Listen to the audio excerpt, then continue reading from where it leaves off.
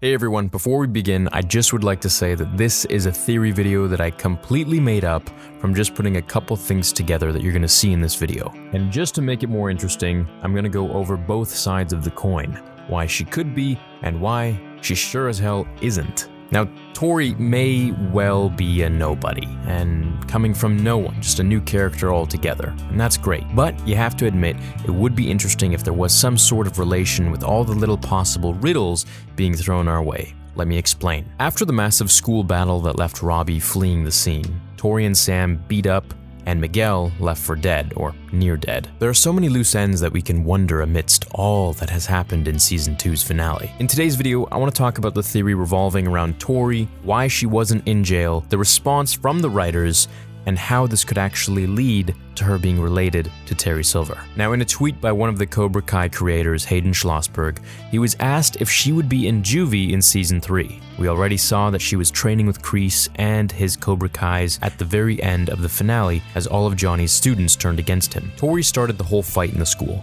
fought Sam and used a deadly weapon with the intent to severely harm or maybe even kill. She would absolutely be going to jail. Hayden says that no, she got out of Juvie. So with the police showing up at the school to break up the fight, they obviously arrested people. Tory was the instigator, with intent to kill, therefore it makes sense that she would go to Juvie. However, now that we read that she got out, I have to ask a big fat why, or rather, how did she get out? Hayden goes on to say that we're going to find out exactly this answer. So here's a super loose theory that I have in Season 2 when Kreese is talking to the group while Johnny goes off on his motorcycle trip.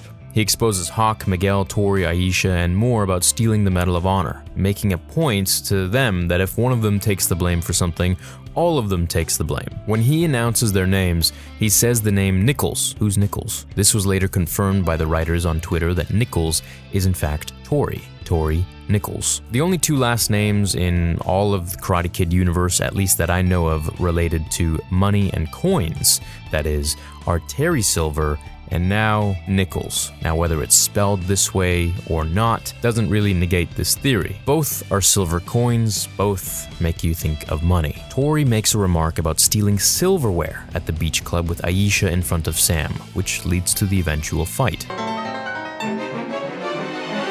So, dare I ask, is Tory related to Silver? Something else I'd like to add is that Terry and Tory are kind of similar first names. Now, here's where the plot of this theory thickens.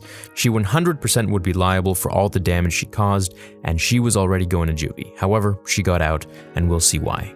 I think it's because Tory is related to Silver, but maybe a niece or a granddaughter that even Kreese didn't know about. And we know from how powerful Terry Silver is that he controls judges, the police, and the law. We have evidence of this as we saw him do it in Karate Kid 3, with having the DA, Willie Cole, over for dinner and having his chefs prepare his favorite meal, poached salmon, as a means of buttering him up and bribing him. Now, Silver was worth millions, maybe billions. There's no way he packed up his stuff and just left. He still got a major stake in what's going on. I bet you he owns a lot more in the valley than we really know. We also get a hint of him having helped Kreese, which I'd like to cover in another video. Now, I think Mr. Silver influenced some dirty cops or judges that he's buddies with to let Tory get out of Juvie, and all of the possible hints and nods could maybe add up. Now I'm going to explain how Tory is not related to Silver at all, just to play a little bit of devil's advocate. She claims she doesn't come from money, and that she had a really rough upbringing, and that her mother was a waitress. Now, it is possible that Terry Silver, who doesn't care about anyone but himself really, had a few kids and bailed. And if that is the case, then there's no way that he would care to get her out of Juvie because he doesn't really even know anything about her, if he is her dad or granddad or something.